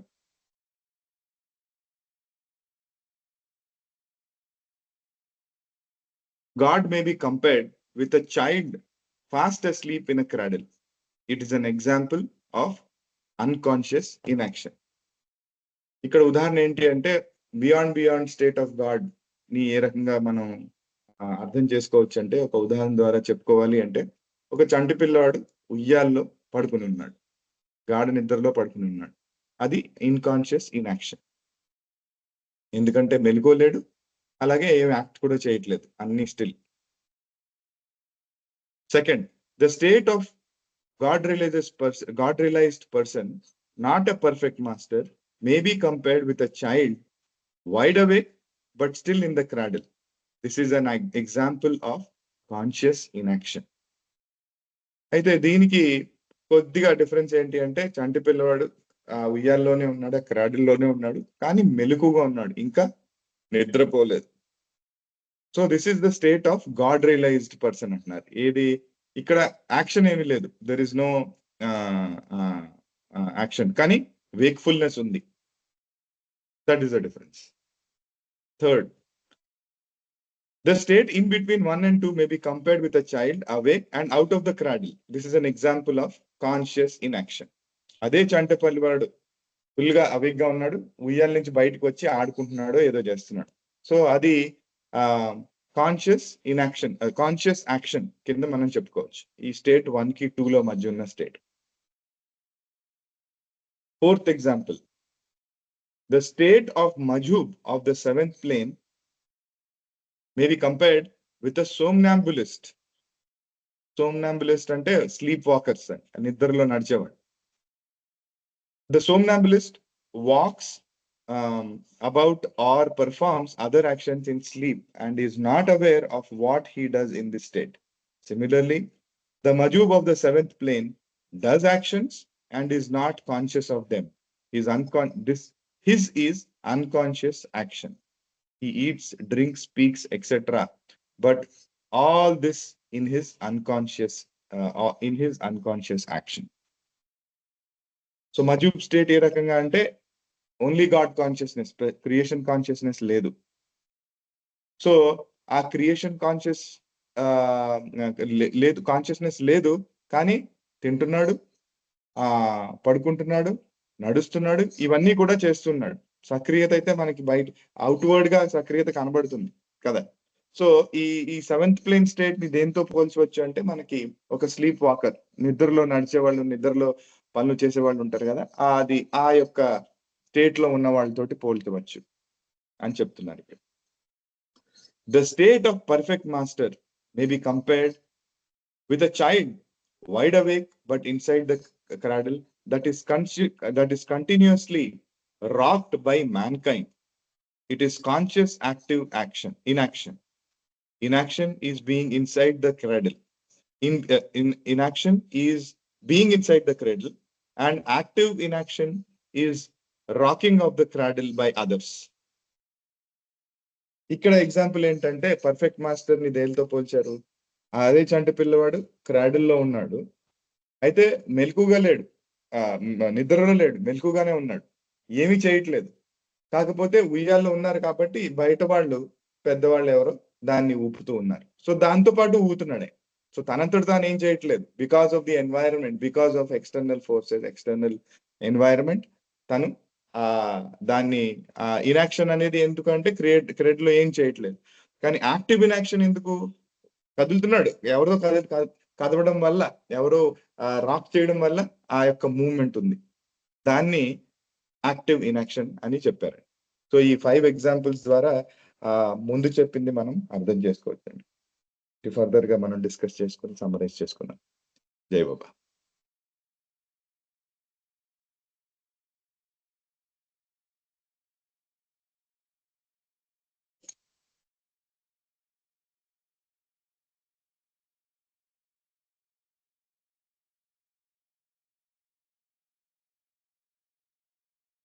ఇదే పిక్చర్స్ లో ఇచ్చారా? అంతే కదండి వెళ్ళేది.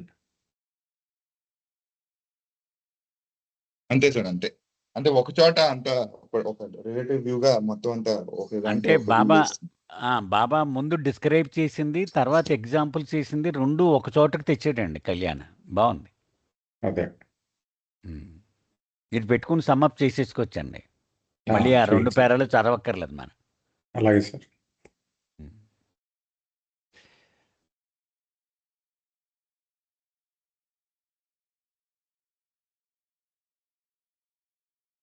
సమ్మప్ చేస్తాను రాజు గారు. తర్వాత ఏమైనా అవసరం అయితే డిస్కస్ చేద్దాం. అలాగే సార్. ఏమండి ఏదో డిస్ప్లే పెడతా ఉన్నారు కదా జయబాబా. ఉన్నారు కదా, డిస్ప్లే పెడుతున్నారా? ఇదే డిస్ప్లే కనిపించట్లేదా మీకు? అయ్యో చూడండి, మళ్ళీ ఒకసారి జాయిన్ అవ్వండి. లేతే శివాజీ జీవన్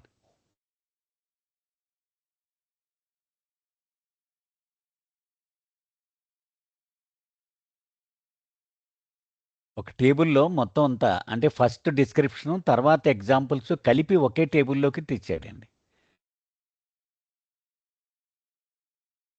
వచ్చిందా శివాజీ? మళ్ళీ లాగిన్ అవుతున్నారేమో అండి. ఓకే, మీరు కంటిన్యూ చేయండి సార్. నేను చెప్పేస్తానైతే. ఇక్కడ బాబా యాక్షన్, ఇన్యాక్షన్, కాన్షియస్నెస్, అన్కాన్షియస్నెస్, ఈ 4 పదాలని కలిపి ఇక్కడ ఎక్స్ప్లెయిన్ చేశారండి బాబా. మనము 10 స్టేట్స్ ఆఫ్ గాడ్లో first state beyond state of God అనుకున్నాం. అంటే God in deep sleep state. యాక్చువల్గా దాన్ని ఏమన్నారు బాబా? Unconscious inaction. అంటే అక్కడ కాన్షియస్నెస్ లేదు, ఇన్యాక్షన్, యాక్షన్ కూడా లేదు. దాన్ని బాబా ఏమన్నారు? ఉయ్యాలలో కళ్ళు మూసుకొని గాఢ నిద్రలో ఉన్నటువంటి ఒక పసివాడితో పోల్చారు బాబా. అన్కాన్షియస్ ఇన్యాక్షన్ అన్నారు. అది చాలా సులువే అర్థం చేసుకోవడం, కష్టమేం కాదు. కాన్షియస్నెస్ లేదు, యాక్షన్ లేదు. ఓకే. రెండవది, భగవద్ అనుభవాన్ని పొందినటువంటి ఒక ఆత్మ. అది అంటే మనము ఫనాఫిల్లా, నిర్వికల్ప అన్నాం కదా, ఆ ఆత్మ గురించి. అది అయితే దానికి ఎరుక ఉంది, కాన్షియస్నెస్ ఉంది, కానీ ఇన్యాక్షన్. దాని బాబా ఏం ఉదాహరణ పోల్చారు? ఉయ్యల్లో కళ్ళు తెరిచినటువంటి శిశువు, కానీ కాళ్ళు చేతులు ఏం కదపట్లేదు, అలాగా కదలకుండా నిశ్చలంగా ఉన్నాడు, కానీ కాన్షియస్నెస్ అయితే ఉంది. దాంతో పోల్చారు బాబా. అయితే సద్గురువు వేరు సుమా, అది వేరేగా చెప్దామని అంటున్నారు. మూడవది, ఈ బియాండ్ గాఢ నిద్రలో ఉన్న భగవంతుడు, భగవద్ అనుభవం పొందేసినటువంటి ఆత్మ, ఈ మధ్యలో ఉన్నటువంటి స్థితి, అది మనందరం చైతన్యం ఉంది. మానవ రూపం రాగానే మనకు 100% చైతన్యం వచ్చేసింది కదా. కాబట్టి వీఆర్ కాన్షియస్. యాక్షన్లు కూడా చేస్తూ ఉన్నాం మనం. పూర్తిగా పొద్దున సాయం దాకా యాక్షన్ల మయమే మనం ఉన్నదంతా. అది కాన్షియస్ యాక్షన్ అన్నారు. సో ఈ యాక్షన్లన్నీ, మనం చేసే కర్మలన్నీ కూడా సంస్కారాలని పోగేస్తూ ఉన్నాం కదా. ఈ సంస్కారాల నుంచి మరిన్ని కర్మలు వస్తూ ఉన్నాయి. సో కర్మలు సంస్కారముల మధ్య కొట్టుకుంటూ ఉన్నాం మనం కదా. దాన్ని ఏమన్నారు బాబా ఉదాహరణలో? ఊయ్యల నుంచి బయటపడి వాడు నడుస్తూ ఉన్నటువంటి కుర్రాడితో పోల్చారు. కాన్షియస్ యాక్షన్ అన్నారు దీన్ని. దీనిలో కూడా మనకేమీ అనుమానం లేదు, సులభంగానే ఉంది. ఇక నాలుగవది ఏం చెప్పారు? స్టేట్ ఆఫ్ ది మజూబ్ ఆఫ్ ది సెవెంత్ ప్లేన్. అది అంటే గమ్యం చేరిపోయిన ఆత్మ వేరు, మజూబ్ ఆత్మ వేరు, అది చెప్తున్నారన్నమాట. ఈ మజూబ్ దగ్గరికి వచ్చేటప్పటికి బాబా ఏమన్నారు?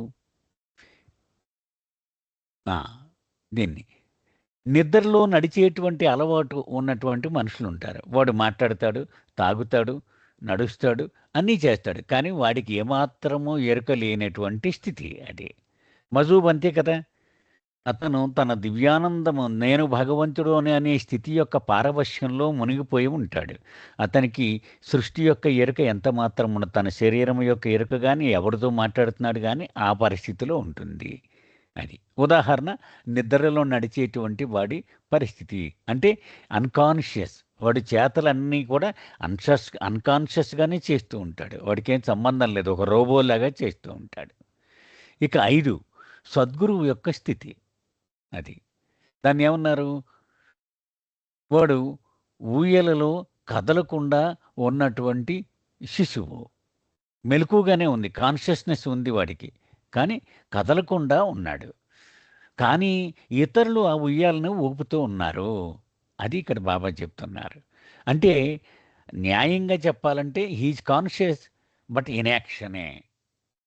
కానీ ఆ ఇన్యాక్షను పసివాడు గాఢ నిద్రలో చేతులు కాళ్ళు కదపకుండా పడుకున్న స్థితితో పోల్చలేము.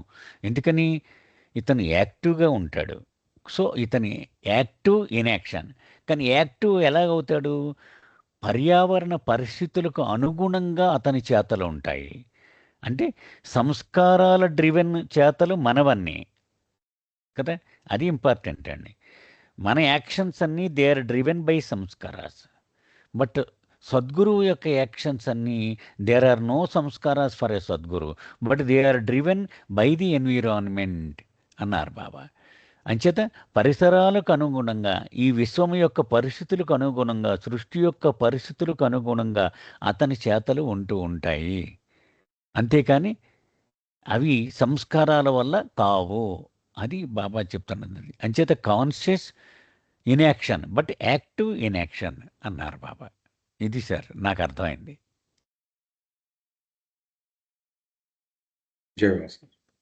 జై బాబా. ఏమన్నా ప్రశ్నలు ఉన్నాయండి? Terminology especially. అదే కళ్యాణే కొన్ని ఏవో డిస్కస్ చేయాలి అన్నాడు. ఏది డిస్కస్ చేయాలన్నది? సరే, perfect master cradle by others అంటే ఎన్విరాన్మెంట్ లో పరిస్థితులు బట్టి ఆయన యాక్ట్ అవుతుంటారు. అంతే. Okay sir. జీవన్ వచ్చిందా? జై బాబా అండి. జై బాబా. జై బాబా. జీవన్ గారు అడిగిన తర్వాత అడుగుతాను, నేను చెప్తానండి. అలాగే.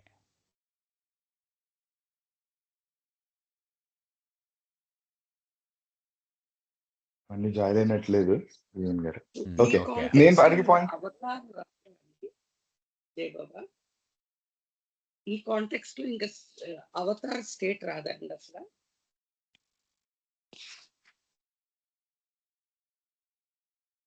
యాక్చువల్లీ నేను చెప్పే డిస్కషన్ పాయింట్ కూడా అదేనండి. ఆ పాయింట్ ఏంటంటే, ఎక్కడైతే మనం మెయిన్ టెక్స్ట్ లో రిఫర్ చేశారో అక్కడ Baba fundamental difference between Sadguru and avatar చెప్తూ Sadguru behaves or acts and avatar actually becomes అన్నారు కదా. సో అక్కడ ఈ రిఫరెన్స్ ఇవ్వడం జరిగింది. సో ఇక్కడ మనం ఆ ఫండమెంటల్ కాన్సెప్ట్ ఏదైతే చెప్తున్నారో దానికి ఎలా రిలేట్ చేసుకోవాలన్నది ఫుల్ గా క్లియర్ గా లేదండి ఇక్కడ. అంటే ఈ యాక్షన్ ఇన్యాక్షన్ అనేది how does it differ for Avatar and perfect masters, అది కొంచెం క్లియర్ గా లేదండి. నాకు అదే డౌట్ వచ్చింది, అడుగుతున్నాను. అంటే ఇలాగ నువ్వు పిక్చరైజేషన్ లో వాట్ స్టేట్ ఇస్ అవతార్ అని డౌట్ వచ్చింది.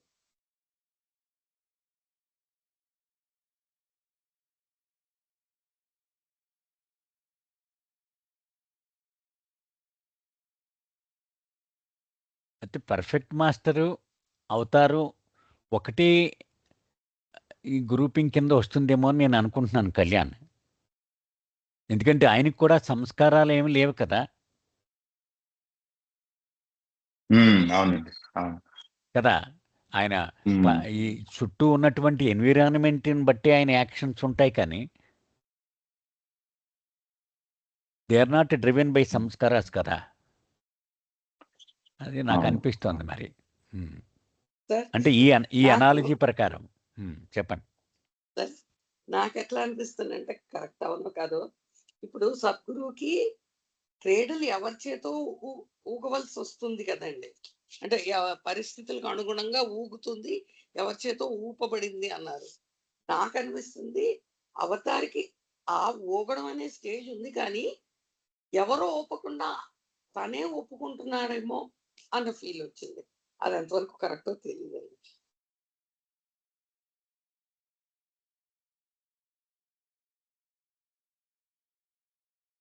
అంటే అవతారుడు కూడా సద్గురువు నుంచి ఈ ఆస్పెక్ట్లో తేడా ఏమన్నా ఉందా? అదే ఈ particular ఆస్పెక్ట్లో.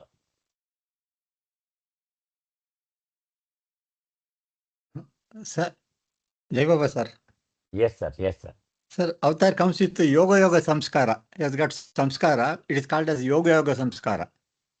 But it will not create new samskara. Only that will be spent for working in the universe. The samskaras.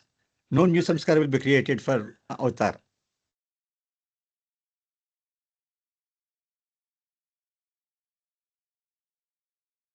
Yes, sir. The point of discussion is Avatar can be placed in 5 or he is a separate category by himself. That is the point of discussion.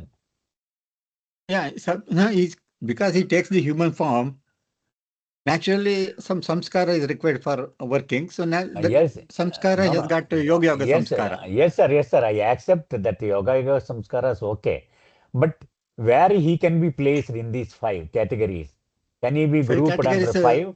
No, we cannot place in this 5 categories, sir. It is little different. So you mean to say both that both are in the same platform. Sadguru and Avatar. No, sir. Both are in the platform. But there is some difference is there. Difference is there, of course. Baba himself explained the difference. But in this categorization, he can be straight away put under 5, isn't it? That is what I say. Yeah, 5 is almost matching for that. Yeah, yes. 5 is almost matches. One other view is 5 is the state, but if you consider the explanation of he becomes everything in the state at the level of consciousness and the plane of consciousness, which means the level of interim state, right? He's also that. He's at all levels. So 1 to 5 is all him. But Baba has not mentioned Avatar here in the classification. Yes, there's no mention of Avatar. That is one thing. But maybe that perfect master includes Avatar also, we do not know. Yeah, almost matches there. Number 5. But it matches. That is what we can deduce. Yeah. Except one, I think remaining 4 in Avatar equal. Yeah. Except one. రాజుగారు time sir. జై బాబా. జై Baba sir. Time కూడా అయిందండి. 1 minute. ఇక్కడతో topic కూడా అయిపోయిందండి. Next ఇంకా hierarchy అది టాపిక్ మనం నెక్స్ట్ వీక్ చదువుకుందాం. జై బాబా సార్. అందరికి జై బాబా అండి. ఇక్కడ ఓకే, జై బాబా. జై బాబా సార్. జై బాబా. జై బాబా సార్. జై బాబా అండి. జై బాబా అండి. అందరికి జై బాబా. జై బాబా సార్. విజయ్ కుమార్.